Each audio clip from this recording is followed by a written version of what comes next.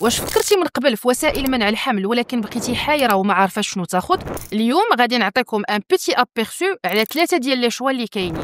اول حاجه الوسائل الهرمونيه اللي فيها لا بيلول ولا حبوب منع الحمل، اهم حاجه فيها كتاخذ كل نهار وفي نفس الوقت. اللولب الهرموني اللي كيقدر يبقى حتى 5 سنين وكينقص لنا من حده الدوره الشهريه، الشريحه اللي كدار في اليد وكتبقى لنا من 3 سنين حتى ل 5 سنين، وكاينه الشوكه اللي تدار كل 3 شهور. ثاني حاجه هي الوسائل الغير هرمونيه اللي فيها لو ستيريلي ولا اللولب النحاسي اللي تيقدر يشدنا حتى ل 10 سنين، وكاين الواقي الذكري ولا الانثوي اللي تيمنع الحمل والامراض المنقوله جنسيا. ثالث حاجه كاينين الطرق الطبيعيه اللي فيها لانتربسيون انتركويتال ولا العزل ولا تتبع ايام الخصوبه. هادو هما 3 ديال الوسائل اللي كاينين، وباش تختاري الوسيله المناسبه ليك خصك لابد من استشاره الطبيب، حيت هو اللي يقدر يفيدك على حسب صحتك ولي زونتيسيدون ديالك.